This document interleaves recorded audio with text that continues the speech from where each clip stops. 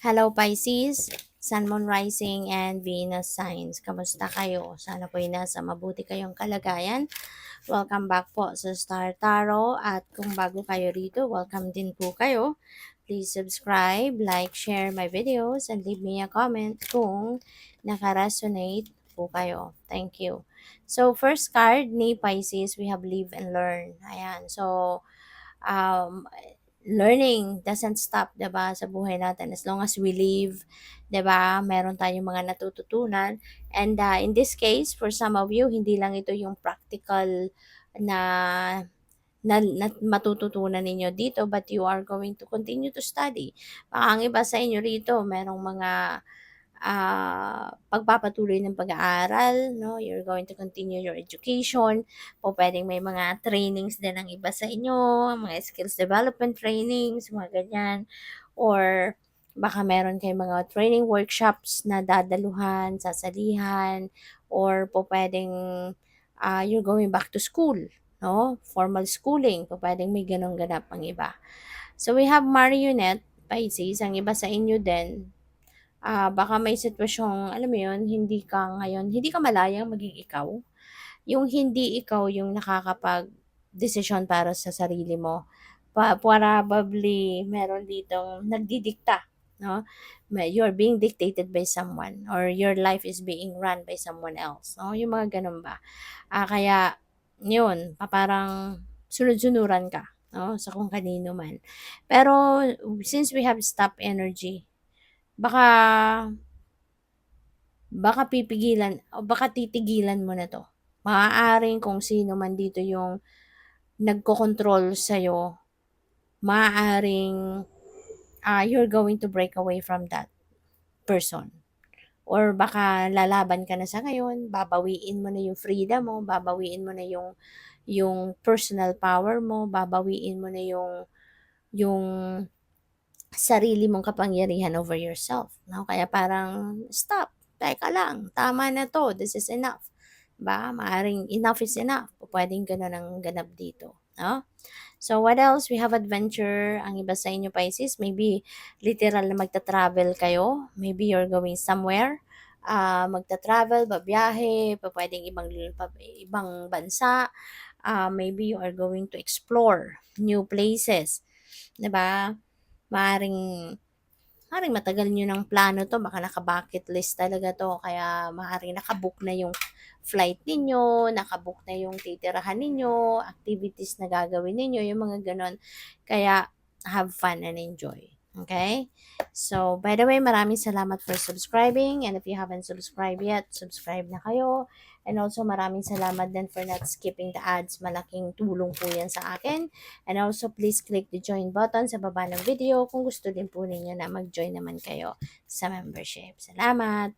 So, we have the moon. Ayan. So, the moon, this is about intuition, this is about dreams. So, baka ang iba sa inyo, meron kayong mga naririnig, no, from your intuition na mga mensahe. Kasi meron kayo ngayong mga, makaka-receive kayo ng mga information, downloads of information, inspiration, mga ganyan, from the divine to guide you. No, kung paano mo papatakbuhin ang buhay mo, lalo-lalo na around this time na siguro meron kayong mga challenging situations na maaaring na-experience. So, listen to your intuition and also pay attention to your dreams, okay? Pansinin din ninyo yung mga ano ninyo, yung mga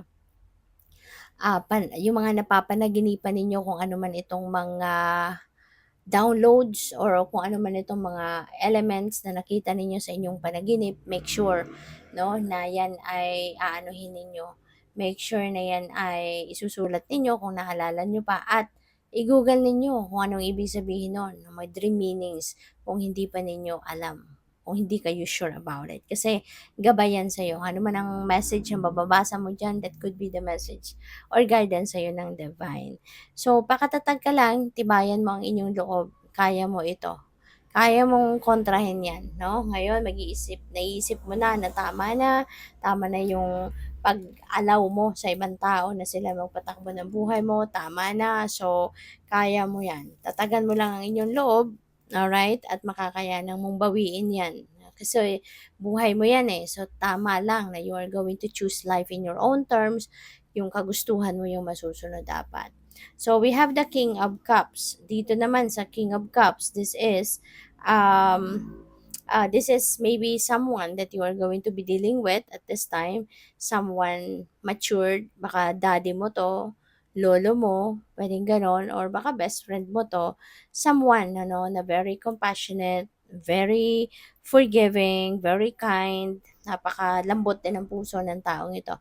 So, baka yung taong ito is the one, no, na maaaring continuously na nag-a-advise sa'yo, nagbibigay sa'yo ng lakas ng loob, nag-inspire sa'yo, or po pwede rin na siya yung pinaghuhugutan mo ng lakas, no? Pwedeng ganun din ang ganap.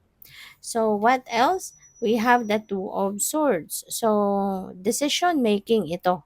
You know, nasa nasa stage kayo wherein meron kayong kinakarap na pagdedesisyon pero you can't make an easy decision sa ngayon, no? Nahihirapan ka. Kaya nga yung parang, teka lang, no? Nakakross yung arms mo, nakapiring yung mata kasi ayaw mo munang tignan, no? Yung sitwasyon mo sa ngayon. You're trying to avoid it or you're trying to, yung parang iniiwasan mo muna or parang dinideny mo muna sa sarili mo yung sitwasyon na 'to na ayaw mong tignan, 'no? Puwedeng gano'n ang ganap diyan. So, maaari 'no, na nahihirapan kang magdesisyon, baka ayaw mong tignan talaga muna yung kalagayan mo, 'no? Parang siguro hindi ka pa ready to make a decision kaya parang dini mo muna sa sarili mo na meron kang kailangang gawing desisyon dito. So, whatever this is, could be related to education, could be related to this, kung ano, kung itutuloy mo ba yung pagbawi mo sa inyong karapatan, pagbawi mo sa freedom mo, or pupuwede 'no, yung pagdedesisyon na 'to could be related to this adventure. Kung itutuloy mo ba ang pagbibiyahe or hindi, or mga related to that 'no, siguro ang kailangan mong pagdesisyonan sa ngayon. Pero maaaring torn ang isip mo at ang puso mo dito. So, that could be also related to finances, 'no, yung decision making na 'to could be financial decisions, maaaring, malaking gastusin ito, 'no, maaaring related sa kaperahan or maaaring related sa pera, I mean related sa pera ng pamilya or maaaring related sa family, 'no, pupuwedeng relationship or baka meron ditong mga important decisions 'no, involving children, mga gano'n.